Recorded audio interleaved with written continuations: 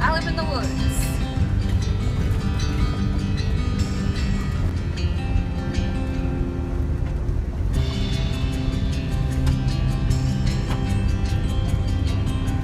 There's at least a few football fields in between us and the road. It's all woods for as far as the eye can see. And we're home.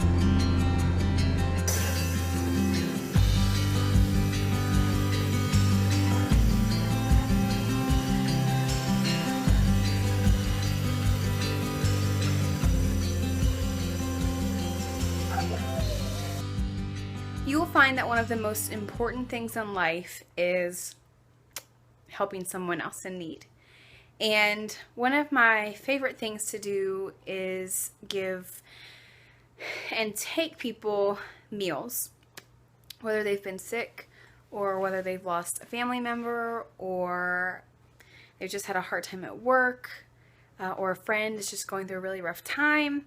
You know, there's lots of different scenarios that could happen. And one of my favorite hashtags on Instagram is food is love. And it takes me back to a time when, you know, I was working full time every single day, taking care of my husband and my child. And it was hard. It was hard to come home and cook a meal and take joy in it. Okay. And I remember one afternoon, I was just sitting there thinking, I have no idea what I'm going to make for dinner. And my Facebook Messenger went off from a friend and someone that I didn't really talk to on a regular basis, just kind of here and there. And she said, hey, what are you doing tonight? And I said, well, to be honest, I'm sitting here trying to figure out what to make for dinner. She goes, oh, don't make anything. She said, I've made you a whole new meal for this evening, home cooked, because I know how busy you are and I want to bring it over to you. And I thought, what a blessing. What a blessing. So that's happened multiple times throughout our lives and our marriage. And so this week, actually it's even happened recently. We have a neighbor who's brought us meals the past few weeks, and it's just kind of been uplifting. You know, it's that community sense. It's that community feel that I'm always telling you guys about. And I really hope that every single one of you can experience that one day. Because it's joyous and it's incredible. And if you haven't experienced it, then you might not understand it and you might down it. But it's totally real and it's totally awesome. It is such a blessing to have people in your life who bless you for absolutely no reason. So long story short, we are... someone at our church, it's actually our pastor, he has lost a family member this week, and he has other pastoral duties that he's doing, which include funerals, other than his own family member. And so this week we are taking them some meals so that they can either stick them in the freezer and pull them out as needed, or they can eat them right away. So I wanted to kind of share that with you because, you know, you can help people online and you can help people, you know, educate themselves, but what are you doing in real life? What are you doing to help your fellow man in real life and your friends and your family? And so I've always said I will be real and raw with you guys. And so today's video, I'm going to take you through my 2 meals that I normally make whenever I am making something for someone in need. And, you know, you might say, well, it's just funerals, you know, it's just this or it's just that. Well, no, it's not just that.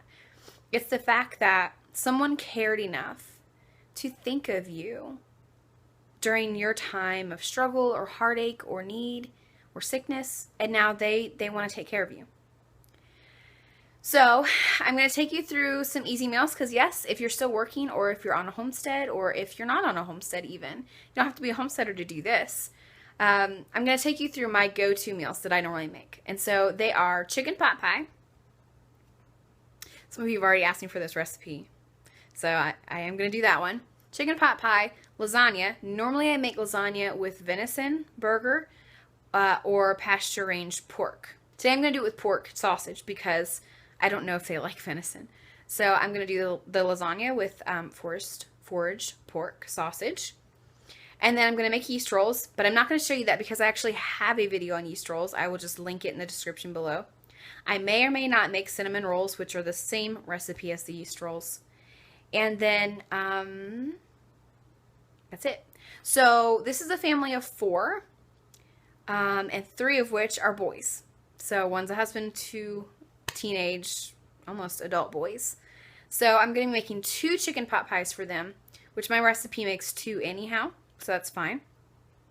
And then my lasagna recipe should also feed their family of 4 because it feeds our family of 3 and we still have half a lasagna left over. So it should feed their family of 4. So I'm going to take you guys through that and I hope you enjoy it. Okay, so here's the first cheat, guys. I buy, no shame in my game, I buy the chicken tenderloins from Costco. We love Costco. Always have for years. This is the boneless, skinless chicken tenderloins, okay? They are really great because they're chicken raised with no added hormones or steroids, okay? Woo! Awesome. And it shows you federal regulations prohibit the use of added hormones or steroids in chicken. Anyhow, this is a really good chicken. No, it is not organic. No, it is not non-GMO. But, you know, it's good chicken. It tastes good. You can tell the quality is really good. So I've got like 10 to 12 strips out here. I would say 1.5 pounds of chicken. We're gonna cook this in the oven, 400 degrees, because I like to get a little bit of glazy and crispiness on it. 400 degrees for about 30 minutes. What I'm gonna do right now, I'm gonna oil these down with avocado oil, which I also get at Costco, and this was cheap. This thing was like $6 for this huge bottle. So I'm just gonna drizzle it really quick. No need to coat them in it, just to drizzle. And then seasoning them is really simple. You can simply season them in salt and pepper, cheese grater, or you can use something like adobo or something like that. I'm just going to use what I normally use.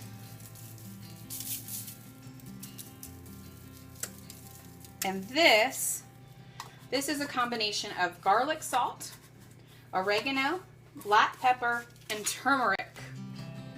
Okay, this is really good stuff. So it's just a regular seasoned salt. It's very similar to the Goya adobo seasoned salt that you can get. Hey, look, I got my Life is Better with Chicken shirt on today. Woo! You can get that on Etsy. But, so these are seasoned. Just season them lightly. They don't need to be seasoned very much. Got the oil on them. They're going to go in the oven at 400 for 30 minutes, and then we'll take them out and finish this process up. Disclaimer.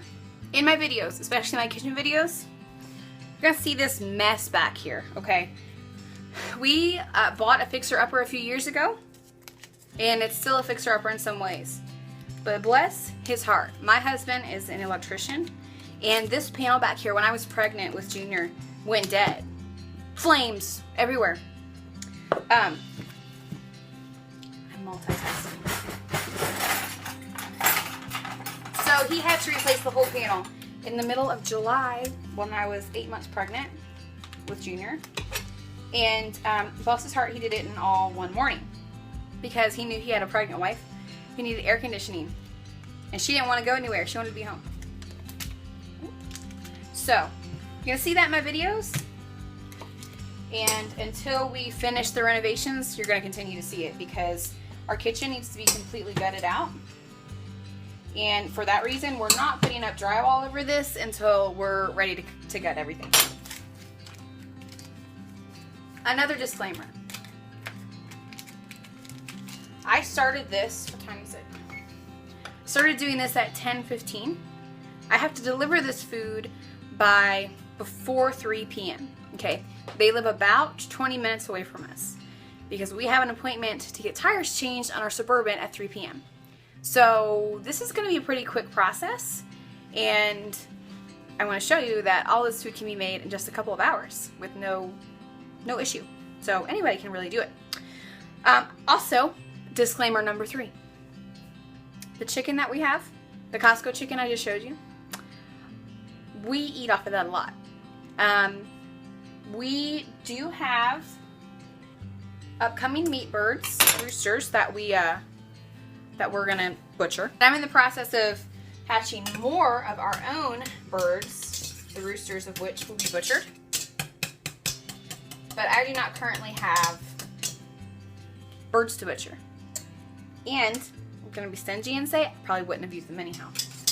I would have kept them for us. However, we do have rabbit in the freezer.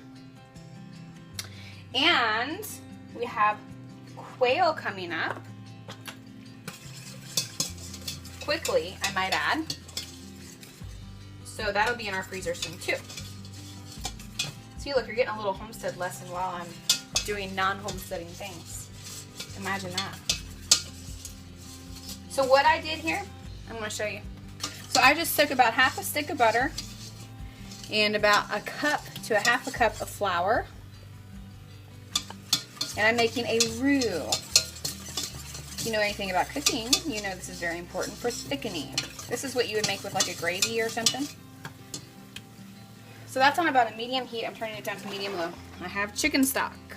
This is just what I had on hand.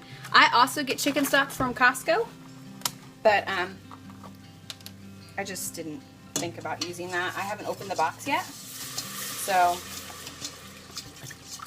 I just didn't think about playing it out. It is organic chicken stock that you can get from Costco, and you can get 6 quarts of it for, golly, I think it was like $7 maybe. This thing is not tight enough. So I'm only going to add just, you know, a quarter of that quart until this starts thickening up. Then I'll add the rest of it. You want it to be like a really thick gravy. Then after that, you're going to season it. Then we're going to add vegetables. Another tip. Let me see if I can get you focused here. Normally, I have found that in our grocery store, if you're not buying organic, then the Goya, the Mexican section, the Hispanic section of food, actually has canned items for less. Same exact thing, just a different label. Tastes exactly the same. So, alright, let's get cooking. Here's some fun information. If after a while you didn't put enough flour in, sometimes I do, sometimes I don't. Honestly, when I make stuff, I don't use recipes. In fact, in the whole process of creating our farmstead cookbook this year, I have had the worst time trying to figure out the recipe to the things I make. So if this doesn't start getting thick, I always keep this on hand.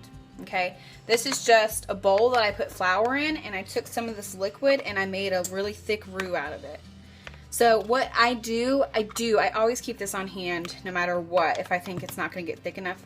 I just take a little bit of this and pour it in slowly, just a little bit at a time, because you don't want dumplings or anything like that. You just want it to thicken up. Now this is still on a fairly low heat. It's a fairly low medium heat, medium low. And that, see, it's already starting to thicken up. This part is optional. I did add a can of cream of chicken soup. That was homemade, okay? I did add that. You can add the Campbell's cream of chicken soup, works just as well. Just a canful, gives it some depth of flavor. Okay, so this is thickening up. You don't want it to be thick, like a really, really, really thick gravy. You know, like sausage gravy. But you do want it to be thick enough to hold together to a certain extent during baking. In other words, you don't want it to be runny, but you want it to be thick. Now remember, my chicken's in the oven, so all of this can be done while you're waiting for that chicken to come out. Seasoning is really simple. You'll have some pepper, probably about a few teaspoons. I add some garlic salt. probably just half a teaspoon. Then I add my special seasonings. Grab a handful over here.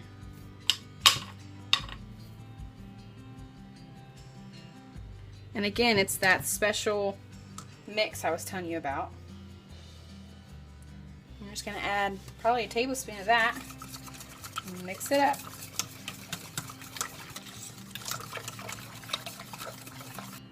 Okay, so my chicken is done. Look at it. Isn't it beautiful? See how it's browned and kind of crispy on the outside, and you turn it over. It's just so good. Okay, so it's cooled off, and now all I'm going to do is just take off chunks of it. Yes, my hands are clean. And put it into my pot. So everything's been cooking and cooking together for a while from when the chicken was put in there in the oven. So everything's kind of getting all those seasonings going. In the meantime, I did add some extra salt. Salt is optional. I feel like you can always put salt in, but you can't take salt out.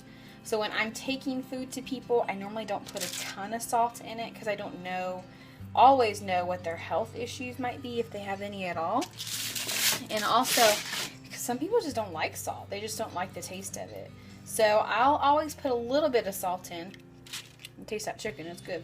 But I don't put a lot of salt in because you can always salt it after it's done cooking. So this is the final step for the filling. This filling will make 2 pies.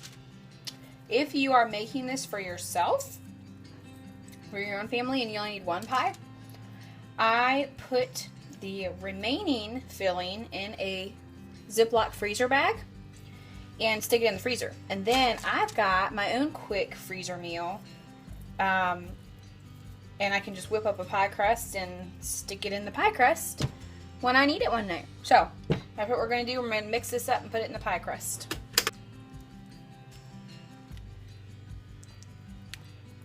So these are, I actually do have a little bit left over. I'm going to eat some of that for lunch. It's not enough to, I don't want these to overfill. They're already pretty full. Now, how do you get that perfectly pinched pie crust? Go ahead and lay this over top. The edges have already been trimmed so they kind of line up. I'm going to go underneath my pie crust and kind of push it down with the bottom. You're going to trim a lot of this off, but I just need to push it down so it makes a good seal. This is one of the first things I needed to learn when I started working. I worked my very first job, minus things like babysitting and stuff like that. I worked at a Mennonite bakery and specialty store. And the first thing I wanted to learn was how to make a perfectly crimped pie crust. All right, I've got some excess here. I only need about a 1/2 inch to 1 inch on the sides. Take that off. So here's what I'm going to do. I'm going to curl this over. Now this is a rustically pinched pie crust, okay? This is not a perfect bakery pie crust, pinched pie crust. I'm going to start by folding this over onto itself. Concentrating the pie rings around, so you can see it, making sure the pie ring is still staying on the rim of the pie pan. Okay, so I folded that over, and now you're going to take whatever. If you're right-handed, you're going to use your right hand to only do the pushing. And you use your left hand to make a little claw here. So what you're going to do, I'm trying to see in my camera here, you're going to take a piece, you're going to make your little claw, and you're going to push. See what I just did? And you're push. And you're just going to go around the entire edge with your little claw and your little pusher, and you're going to make those crimped edges. Isn't that easy? Is it like mind blown for those of you who didn't know that? It was like a mind blown moment for me because I didn't know that's how they did it. I thought it was like this challenging act. And there you have a crimped edge. Now I do take a knife, oops, which you're sitting in my knife stand. I do take a knife and I cut vents. So you make a V. One V there. The V doesn't touch, of course. And one V there. And there you have your perfect chicken pot pie. Now, forgot to tell you, on my packages, I write that this needs to go in the oven at 375 for 45 minutes or until the top is golden brown. So that goes for you, and it goes for the people that you're giving it to. Homemade lasagna is probably one of the easiest things you will ever make in your entire life. Now, when I say homemade, I don't mean like you're slaving over making pasta and all that, though you can. And homemade pasta is something that I really love. I'm actually going to do a video on that one day, but today I'm not using homemade pasta. I'm using just store-bought pasta. What I do have in here, I have browned up my forest foraged pork. You have heard me talk about this before. We buy a pig share and we get it cut out into pieces. Bacon and ribs and sausage. And so this is organic or non-GMO pork from a local homesteader and farm that we were able to barter for. Yes, I was able to barter for a entire pig. Say what? Yep. Okay, this is gluten-free. It is a really good quality marinara. Now, if this were for us, I would be slaving over making my own marinara. But I'm in a pinch, and when you're in a pinch, you gotta do what you gotta do. Remember, I gotta have all this done before 2 o'clock, and it's now 12:35. Granted, I have stopped and talked on the phone at least 25 times. I'm not exaggerating. Every time I'm doing something, somebody wants to talk to me on the phone. And I've also been on Facebook Messenger. I have to laugh because my Facebook Messenger has been blowing up since this morning. I mean, it has been a good day, guys. I have had a lot of homestead friends, online homestead friends, messaging me the past 2 weeks, and it's just been funny. It's just been so funny. Just good times. I'm thankful for really good friends who are amazing and have your back in any situation. But okay, so we've got that. You've added the sauce to your sausage. That's just gonna sit there. Turn the heat off. Let it hang out. Next, you're gonna have your whole milk ricotta cheese. I do whole milk because I think it tastes better. So you're gonna put your cheese, your ricotta in here, a bowl or cup of some sort. You're going to add 1 farm fresh egg. Duh. You are going to add a nice helping handful of mozzarella cheese. And you are going to add pepper and garlic. You could chop up garlic, but I'm just going to add the powder. And pink Himalayan sea salt. What other kind? Oh, look, again, from Costco.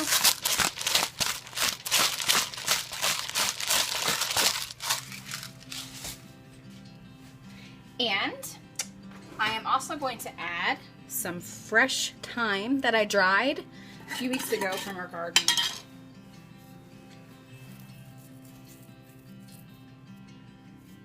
I'm going to add probably like a teaspoon of that. You could add oregano, but I find a lot of people don't like oregano. Not an abundance of it, and since the sauce already has oregano in it, I don't want it to be, I don't want it to be overpowering. All right, so give this a good mix.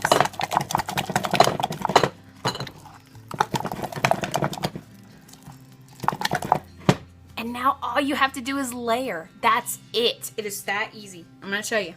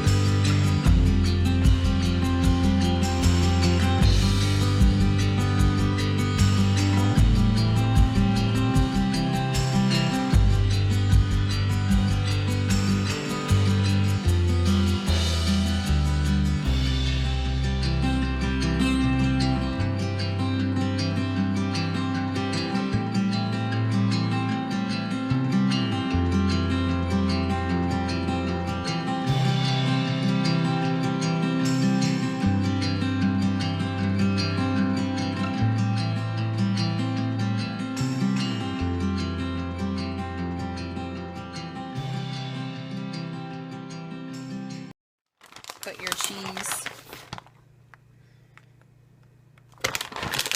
on top. This is better than any Stouffer's lasagna meal you will ever have.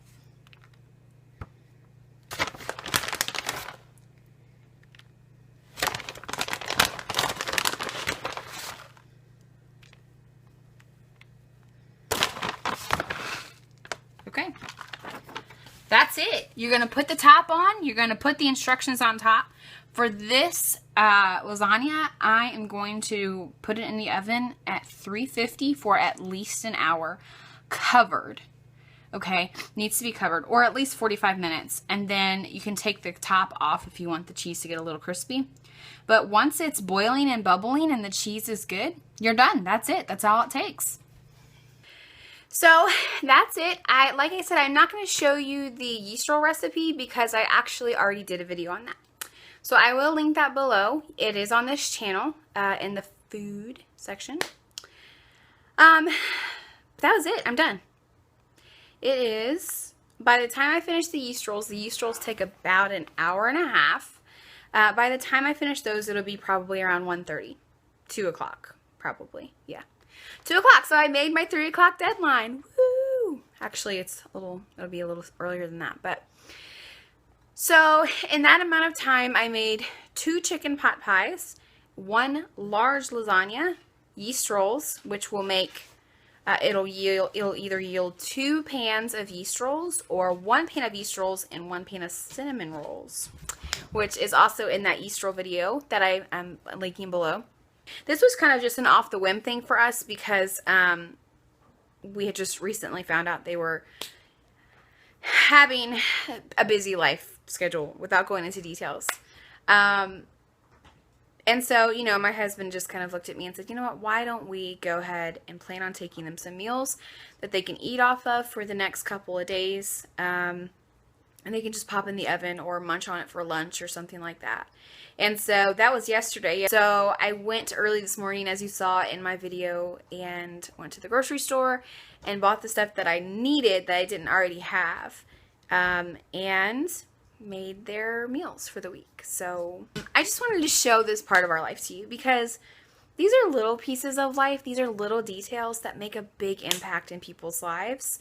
And it's almost like a lost skill in and of itself because, you know, a lot of us forget that when somebody was ill or, you know, had a death in the family or something like that, people got together and they celebrated life, or they got together and they helped you grieve. And sometimes that process is bringing them a meal. So it's one less thing they have to worry about, especially someone with a family and someone who works on a constant, regular basis. So something to think about, something that brings us joy on this journey, because it's not just always about homesteading. It's about taking care of the people you love and not expecting anything in return at all. So there's that for this week. I hope you guys are having a good week. Hope you're not too hungry from watching this video. I will try to post the recipes below, but I'm not quite sure how well that will go. So I'll try. But anyhow, have a great day. Happy homesteading and happy cooking.